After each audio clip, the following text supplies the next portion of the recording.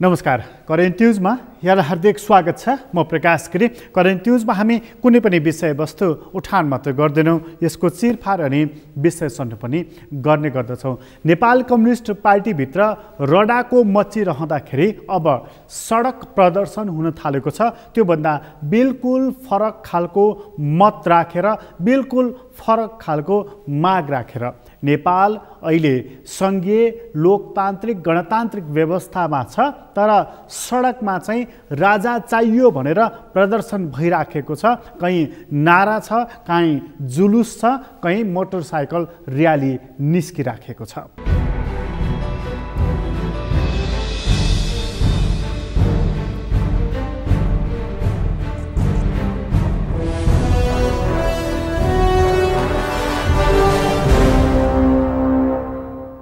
देशका विभिन्न ठाउँहरूमा राजा चाहियो भनेर कसैले राज संस्थाको, कसैले राजाको कुरा गर्दै विरोध प्रदर्शन गरिरहेका छन्, माग गरिरहेका छन्। काठमाडौँदेखि लिएर पूर्वको झापासम्म, चितवनदेखि लिएर हेटौँडासम्म यस्तो खालको जुलुसहरू देखिन थालेको छ, जसको बारेमा नेपालमा मात्र होइन भारतमा समेत चर्चा हुन थालिसकेको छ। र नेपालमै पनि एक खालको त्यस्तो बहस हुन थालेको छ कि वास्तवमै के राजा फर्कँदैछ कि दरबार फर्कँदैछ, यस्तो खालको प्रश्नहरू अब आम प्रश्न बन्न थालेको छ।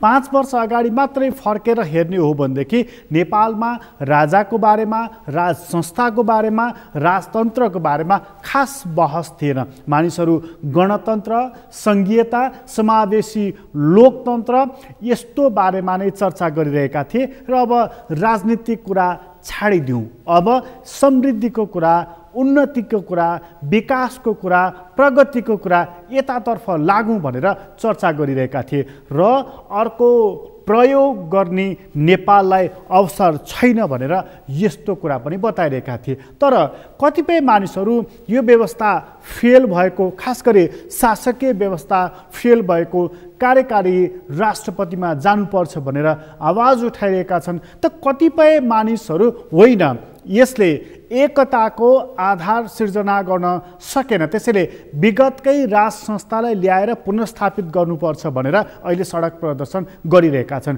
वास्तविक अर्थमा यो सडक प्रदर्शनको अन्तरेमा लुकेको कुरा चाहिँ के हो? राज संस्था फर्कँदैछ वा बाहिर निस्किएको जुलुस राज संस्थाको लागि भित्री उद्देश्य चाहिँ बेग्लै प्रकारको लागि हो त? आजको अङ्क हाम्रो मूल बसाइ यो रहनेछ र कार्यक्रमको सुरुवातमा चाहिँ राजधानीमै पनि प्रदर्शन गरेर राज संस्था किन चाहिन्छ भनेर अभियन्ताहरूले आवाज उठाएका छन् र उनीहरूको बनाएको मूलभूत कुरा के रहेछ, सुरुवातमा त्यो कुरा प्रस्तुत गर्दछौँ।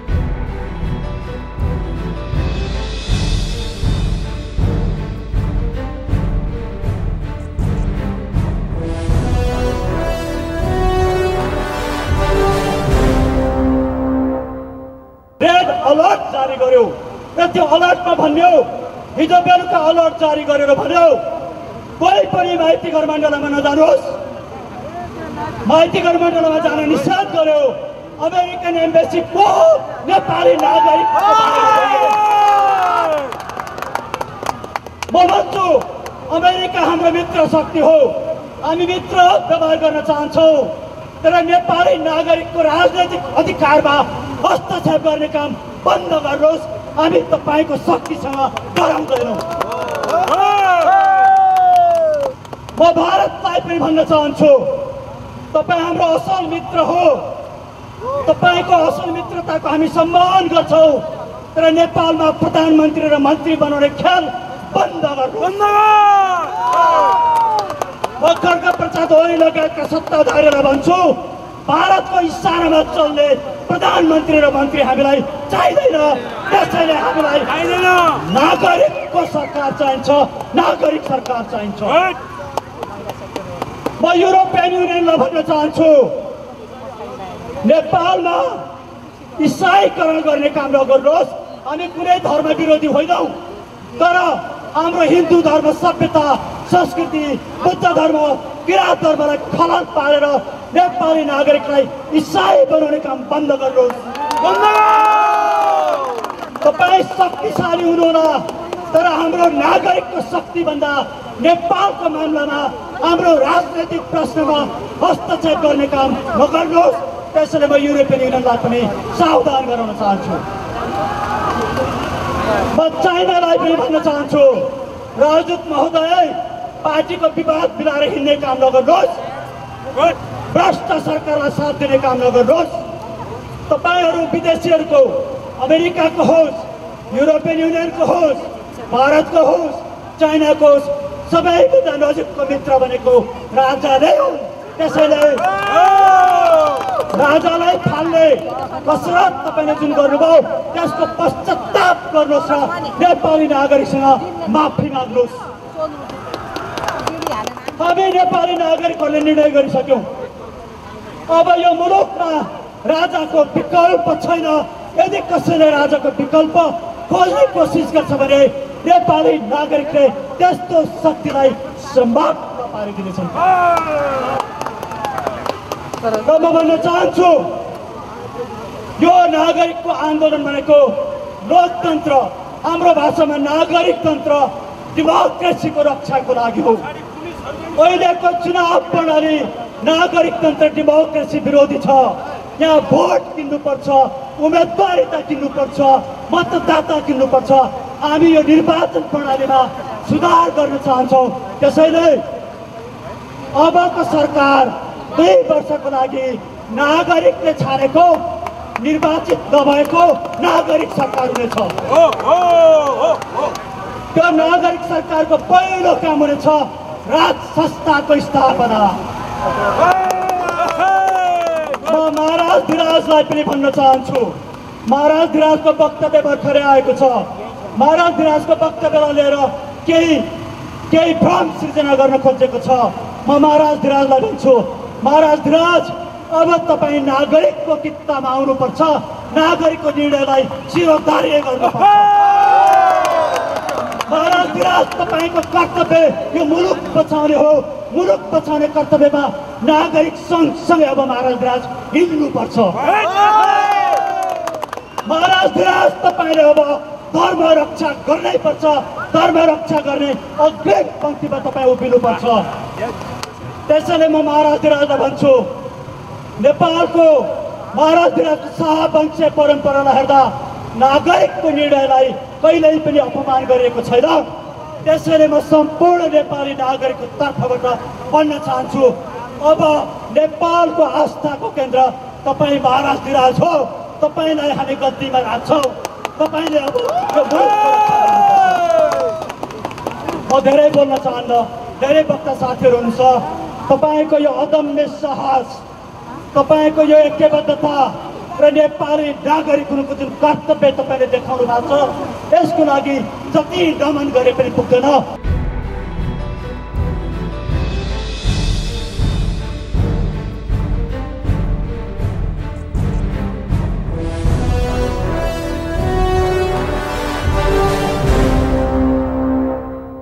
राज संस्थाको माग गर्दै गर्दै राजधानीमै पनि जुलुस निस्क्यो। पहिलोचोटि होइन, पटक पटक निस्किएको छ। जुलुस निस्किएको छ, माग राखिएको छ, प्रदर्शन गरिएको छ।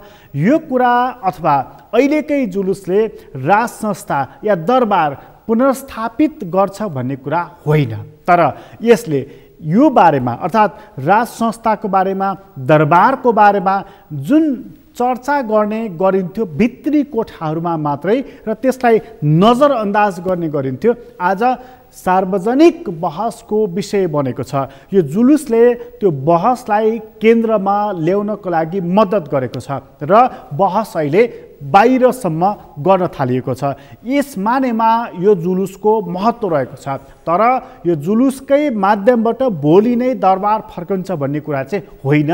त्यो देखिएको पनि छैन, त्यस्तो आधार बनिसकेको पनि छैन। तर मानिसहरू यो जुलुस किन निस्किराखेको छ भनेर यसमा पनि निधार खुम्चाएर प्रश्न गर्न थालेका छन्। प्रश्नको वरिपरि घोत्दिन थालेका छन्। कतिपय मानिसहरू यसमा विवेचना पनि गर्न थालेका छन्। वास्तवमै सडकमै यो जुलुस अहिले जुन निस्किएको छ, राज संस्थाकै पुनर्स्थापनाको लागि हो कि यो सत्तारूढ दल र अहिलेको गणतान्त्रिक व्यवस्था र यसले परिकल्पना गरेका अवयवहरू संस्थाहरूले राम्रोसँग भूमिका खेल्न नसकेको कारणले यसको विरोध स्वरूप निक्लिएको एउटा निराशाको प्रतिबिम्ब हो त प्रश्न त्यहाँनेरि पनि तेर्सिएको छ। कतिपय मानिसहरू भन्दैछन् कि यो व्यवस्थाले मानिसहरूलाई क्रमैसँग विकर्षित गरिदियो, त्यसको रूप सडकमा दिएको छ।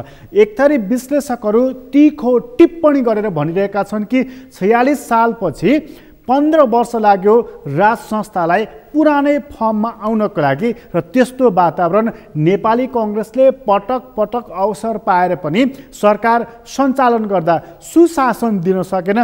त्यसले गर्दा त्यति बेलाको दरबारलाई उक्सिने, हौसिने, सत्ता कु गर्ने, विप्लव गर्ने अवसर मिल्यो भनेर तीखो टिप्पणी गरिरहेका छन्। र हिजो 15 वर्ष लाग्यो शाही कु हुनको लागि, अहिले 5 वर्षमा नै सडकमा राजा चाहियो भन्ने अवस्था निर्माण हुन थाल्यो त्यो कम्युनिस्ट नेतृत्वको सरकार बनेको बेलामा। त्यसैले प्रगति त यस्तो उल्टो दिशाबाट भइराखेको छ भनेर पनि तीखो टिप्पणी गरिरहेका छन्। यो टिप्पणी बजारमा मात्रै भएको छैन, यो टिप्पणी नेपाल कम्युनिस्ट पार्टीको स्थायी कमिटीमै पनि भएको छ। त्यहाँ अरू त अरू पूर्व गृहमन्त्रीले वर्तमान गृहमन्त्रीलाई ठाडो आक्षेप लगाएका छन्, लिखित रूपमा पत्र दिएका छन्, अध्यक्षहरूलाई सम्बोधन गरेर र भनेका छन् यो सरकार प्रतिगमनकारीहरूप्रति नरम र गणतन्त्रवादीहरूप्रति दमन गर्ने काम गरिराखेको छ, सडकको जुलुसलाई यसले उक्साइराखेको छ भनेर। वास्तवमा जनार्दन शर्माले भन्न खोजेको कुरा के हो, उनको आशय के हो, उनले सङ्केत कता गरेका हुन्, त्यो कुरा यहाँ प्रस्तुत गर्दैछौँ।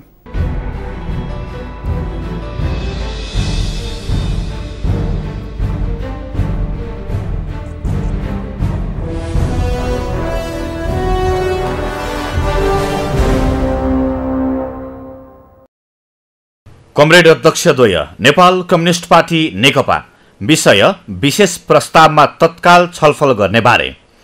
नेपाल कम्युनिस्ट पार्टी नेकपा संघीय लोकतान्त्रिक गणतन्त्रको संवाहक र संरक्षक समेत हो भन्ने कुरामा कुनै दुविधा छैन। यसबीचमा सरकारले संघीय लोकतान्त्रिक गणतन्त्र नेपालको नाम बदलेर नेपाल मात्रै राख्ने निर्णयबाट उत्साहित गणतन्त्र विरोधीहरू आज खुलेआम संघीय लोकतान्त्रिक गणतन्त्रका विरुद्ध उत्रिएका छन्। नेकपाको सरकार र गृह प्रशासन यस्ता क्रियाकलापको रक्षा गरिरहेको छ भन्ने जनआवाज सुनिन थालेको छ। बरु गणतन्त्र लोकतन्त्रका पक्षमा लडेका नेताहरूमा दमन गर्ने र गणतन्त्र विरोधी प्रति नरम व्यवहार गरेको भन्ने जनताको आरोप छ। यसबाट नेपाली जनतामा ठूलो असन्तुष्टि पैदा हुँदै जाने सन्दर्भमा नेकपाको स्थायी कमिटी बैठक संघीय लोकतान्त्रिक गणतन्त्रको रक्षा गर्न कुनै कसर बाँकी नराख्ने प्रतिबद्धता सहित दृढ संकल्प गरौं।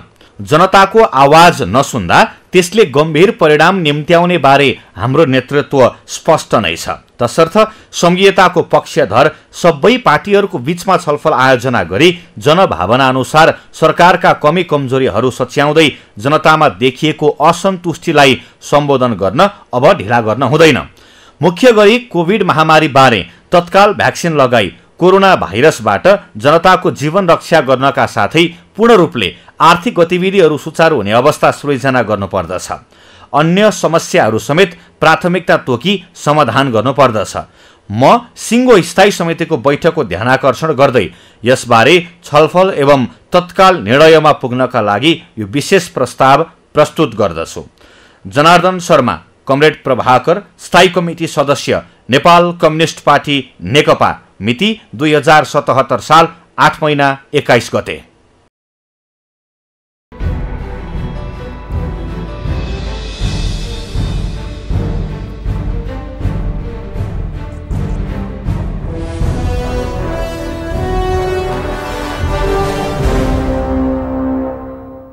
राजाको बारेमा, राज संस्थाको बारेमा र दरबारको बारेमा मानिसहरू प्रश्न गरिरहेका छन्। कतिपय मानिसहरू अहिले भन्न थालेका छन् हिजो भएका दमनहरू, हिजो भएका अत्याचारहरू, कुशासनहरू, दरबारको आडमा भएका खेलाबाहरू आजै बिर्सने कति मानिसहरू यो प्रश्न गर्न थालेका छन्।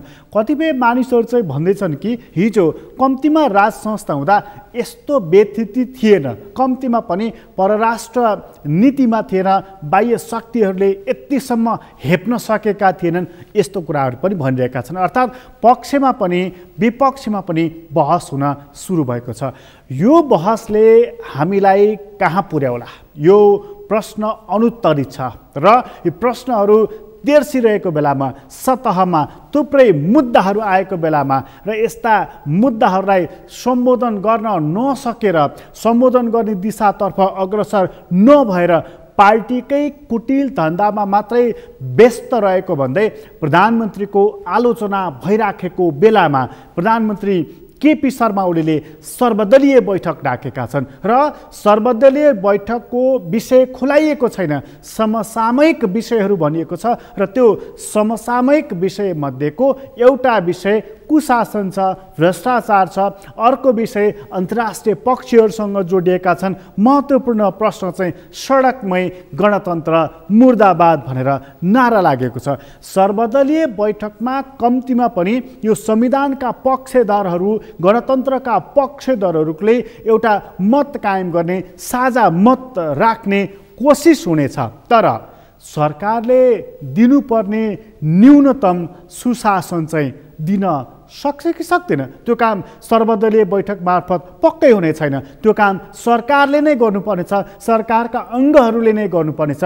त्यहाँ सरकारको ध्यान कति जानेछ, यो प्रश्न महत्त्वपूर्ण प्रश्न बनेको छ। यदि तपाईँले सुशासन दिन सक्नु भएन भने तपाईँभन्दा फरक मत राख्नेहरूले ठाउँ पाउनेछन्। सडकमा अहिले पाएको स्थान त्यो पनि हो यो बहसको केन्द्रमा आउने कि नआउने, यो प्रश्न पनि उत्तिकै महत्त्वपूर्ण रहेको छ। त्यसो हो भनेदेखि अहिले सडकमा आएको यो जुलुस पानीको फोका हो, कर्कलाको पानी हो, चियाको कपमा उदाएको तुफान हो, वा यो एउटा लक्ष्यसहित आएको जुलुस नै हो?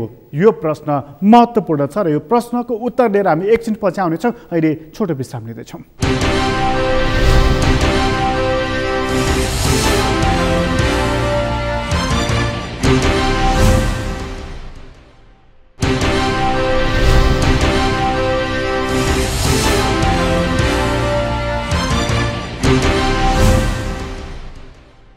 विश्रामपछि पुनः स्वागत छ। हामी करेन्ट न्युजमा छौँ र करेन्ट न्युजमा कुराकानी गर्दैछौँ। यो सडकमा निस्किएको जुलुस के त पानीको फोका हो, घाम लाग्ने बित्तिकै बिलाएर जान्छ, अथवा एक दिन जुलुस निस्क्यो, एक दिन राजा चाहिन्छ भन्यो, भोलिपल्टदेखि हराएर गयो? के त यो जुलुस त्यस्तै प्रकारको हो, अथवा कतिपय मानिसहरू जो लान्छना लगाउँछन् एक थाल भात र केही भत्तामा बिकेको जुलुस हो त यो?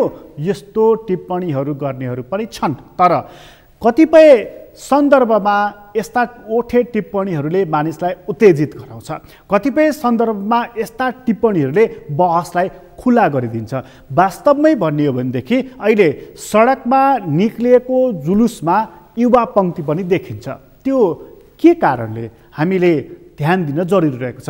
खास गरी त्यो राजनीतिक नेतृत्व जसले गणतन्त्र, सङ्घीयता, धर्मनिरपेक्षता, समावेशी, समानुपातिक यो वस्तुलाई मूल रूपमा प्रगति मानेको थियो, मूल रूपमा परिवर्तन मानेको थियो, त्यो पक्षले ध्यान दिन जरुरी रहेको छ। र फेरि पनि ध्यान दिन जरुरी रहेको छ कि अहिलेको नेताहरू, अहिलेको नेतृत्व पङ्क्ति, अहिलेका संस्थाहरू जसले गणतन्त्र गणतन्त्र गणतन्त्र भनेका थिए, उनीहरूले गणतान्त्रिक आचरण चाहिँ कति अपनाएका छन्? हिजो राजाको स्थान आज राष्ट्रपतिले लिएको हो, हिजोको प्रधानमन्त्री, हिजोको राजा महाराजाहरूको, नवाबहरूको स्थान आजका नेताहरूले लिएका हुन्। त्यो कुरा साह्रै धेरै घोचेको छ आम मानिसहरूलाई। उनीहरूले आफ्नो व्यक्तिगत आचरण, संस्कार, संस्कृति, बोली र व्यवहार सुधार्नु पर्ने कि नपर्ने, यो प्रश्न महत्त्वपूर्ण प्रश्न छ। सायद यी कुराहरू नसुध्रिएको हुनाले पनि धेरै राजा पाल्नुभन्दा एउटै राजा ठिक भनेर पनि मानिसहरू सडकमा उत्रिएका हुन सक्छन्। यो पक्षलाई पनि हामीले ध्यान दिन उत्तिकै जरुरी रहेको छ। त्यसैले एकजना अभियन्ता भन्दैछन् कि यो सडकको विषय सडकमै बिलाउँदैन।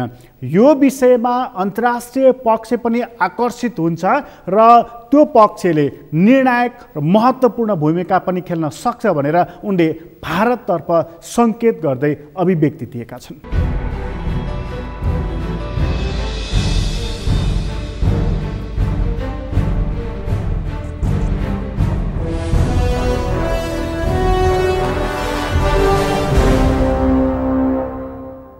आजको यो विशाल नागरिक जनसागरलाई देखेर सिंहदरबारमा हल्ल्यो सिंहदरबार चलाउनेहरू पनि हल्लिएको होला। लाइन चौरमा बसेर हाम्रो नेपाली हामी नेपालीलाई हामी दाजुभाइ दिदीबहिनीलाई आपसमा जुधाउने विदेशी शक्तिहरू सावधान। अब नेपाली नागरिक जागिसके तिम्रा डलर र भारू चल्दैन। यही नागरिक सभाबाट यहाँ त धेरै कुरा आइसक्यो, ती विषयहरूलाई म रिपिट गर्न चाहन्न, तर एक दुईटा कुरा भन्नै पर्ने हुन्छ। मोदीजी तपाईँ हिन्दू सम्राटको उपाधि लिएर विश्वभरि घुम्नुहुन्छ, त्यसकारण तपाईँ पनि सचेत हुनुहोस्। केही युपीका मुख्यमन्त्री योगीजीको लाइनमा आउनुहोस्। छिमेकी हुनुहुन्छ, छिमेकी भएर बस्नुहोस्, चलखेल चाहिँ बन्द गर्नुहोस्। अब नेपाली नागरिकले यो भारतीय चलखेल होस् या सी जिनपिङको बेजिङको चलखेल या अमेरिकाको डलर स्वीकार गर्दैन। यो नागरिकको उद्घोष हो, सचेत हुनुहोस्। साथसाथै विदेशीका दलाल भ्रष्ट देश बेचुवाहरू कान खोलेर सुने हुन्छ। सत्ता नागरिकको हातमा हस्तान्तरण गर्ने कि आम नेपालीले अब तिमीहरूको कठालो समातेर सिंहदरबारबाट बाहिर खिसार्नेछ।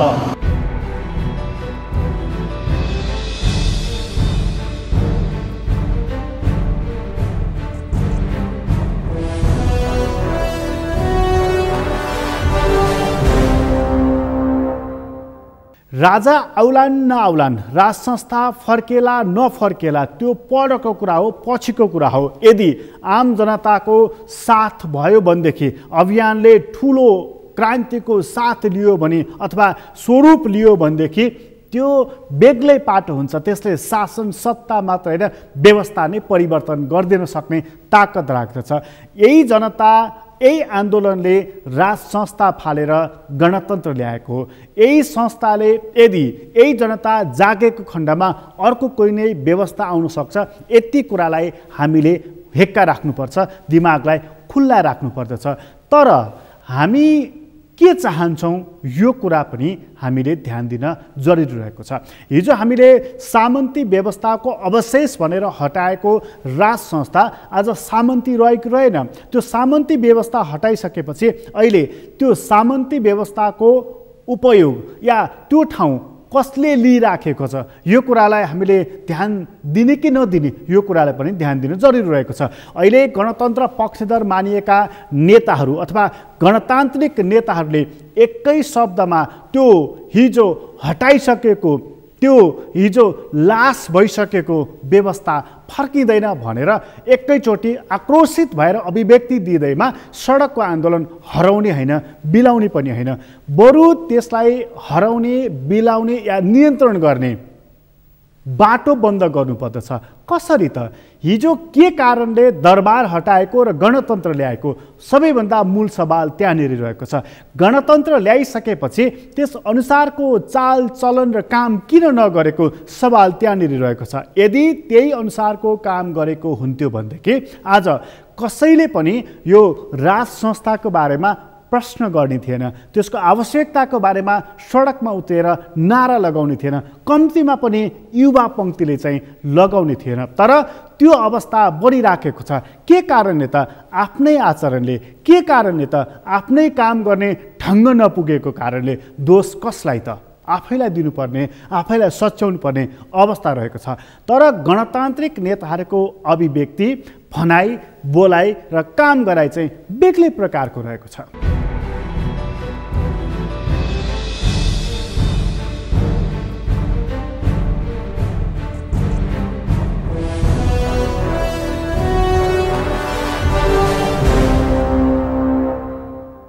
आज पार्टीको सचिवालयको बैठकमा पार्टीको सङ्कट समाधानका सन्दर्भमा प्रस्तुत 2 प्रस्तावहरू अध्यक्ष कमरेड केपी शर्मा ओलीले प्रस्तुत गर्नुभएको प्रस्ताव र अध्यक्ष कमरेड प्रचण्डले प्रस्तुत गर्नुभएको प्रस्तावमाथि छलफल सुरुवात भएको छ। छलफल सकिएको छैन।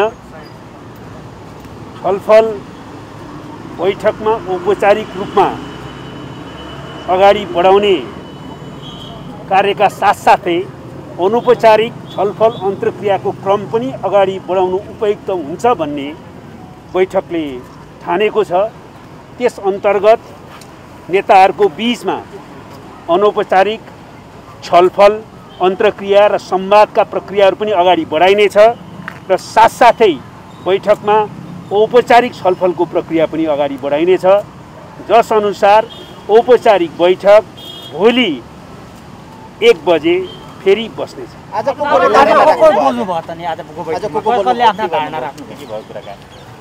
छलफल प्रारम्भ भएको छ। त्यसमा कमरेड प्रचण्ड र कमरेड केपी शर्मा ओलीले मूलतः आफ्नो धारणाहरू राख्नु भएको छ र त्यसपछि अरू कमरेडहरूले पनि सामान्य टिप्पणी गर्नुभएको छ। अझ प्रस्ताव र त्यो प्रस्ताव साथसाथै पार्टीको सङ्कटको चुरो कारण र त्यसको समाधान वा निकासका बारेमा सबै कमरेडहरूले विषयमा केन्द्रित भएर गम्भीर छलफल गर्ने काम बाँकी नै छ। यो कुरा बैठकमा छलफल भइसकेपछि नै निस्कने निष्कर्ष हो। अहिले नै त्यसबारेमा कुनै निष्कर्ष निकाल्ने बेला भइसकेको छैन। पार्टी एकताको रक्षा गर्दै पार्टीमा देखा परेका समस्याहरूको कारणको पहिचान गर्दै पार्टीको समस्या समाधान गर्ने दिशातिर जाने गरी छलफल अगाडि बढाउने हाम्रो प्रयत्न छ। त्यस सिलसिलामा बैठकमा र अनौपचारिक रूपमा भएका छलफलहरूले नै एउटा निष्कर्षको दिशातिर अगाडि बढाउन प्रयत्न गर्दैछन्।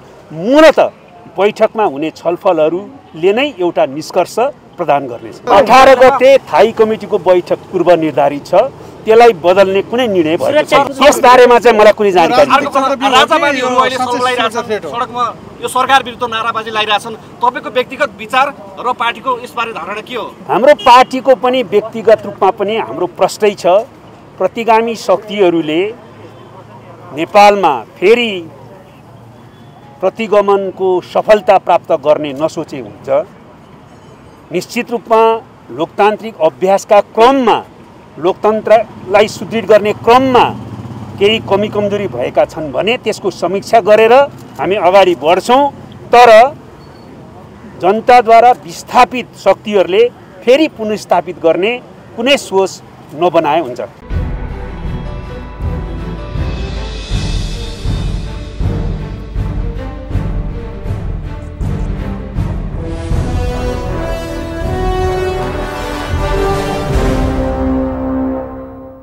जस्तो कि सरकारले जब सडकमा जुलुसहरू निस्किन थाल्यो त्यसपछि राज संस्था चाहिन्छ भनेर गरेको आन्दोलनमा भाग नलिनु भनेर उर्दी जारी गर्यो। कतिपय भगिनी संस्थाहरूले यस्तै खालका कामहरू गरे। मोहन विक्रम नेतृत्वको मसालले अहिले पनि उर्दी जारी गरेको छ कि राजा चाहिन्छ भन्नेहरूले भनेर जसले सडकमा नारा लगाएका छन् तिनलाई जवाफ सडकमै दिन्छौँ भनेर। यो त दिन सकिन्छ, राजनीतिक रूपमा जवाफ दिन सकिन्छ, सवाल गर्न पनि सकिन्छ। मानिसले खोजेको सवाल र जवाफ होइन, मानिसहरूले खोजेको चाहिँ सुशासन हो, प्रगति हो, परिवर्तन हो र त्यो व्यवहारमा हो, शब्दमा होइन। यो काम चाहिँ गणतान्त्रिक नेताहरू सत्तामा पुगेको हुनाले उनीहरूले त्यसै मार्फत दिन सक्नुपर्दछ। दिएको खण्डमा मानिसहरूको मुख स्वतः बन्द हुन्छ। अर्थात् यो व्यवस्थाले राम्रोसँग काम गर्न थाल्यो, सुशासन दिन थाल्यो, उन्नति गर्न थाल्यो भनेदेखि यसप्रति मानिसहरूले प्रश्न उठाउने छैनन्। नत्र जतिसुकै ठुलो स्वरले भाषण गरे पनि त्यहाँनिर प्रश्न उठेछ, फेरि पनि प्रश्न उठेछ, मानिसहरूले फेरि पनि प्रश्न उठाउनेछन्। किनभने यो लोकतन्त्र हो र लोकतन्त्र भनेकै प्रश्न उठाउने व्यवस्था हो। यहाँ हरेक व्यक्ति उत्तरदायी हुनुपर्छ, प्रश्नको घेरामा बस्नै पर्छ, प्रश्नको घेरामा बस्नै पर्छ। करेन्ट न्युज अहिलेलाई यति नै। करेन्ट न्युजबाट म प्रकाश गिरीलाई बिदा दिनुहोस्। सगरमाथा टेलिभिजन हेर्दै गर्नुहोला। नमस्कार।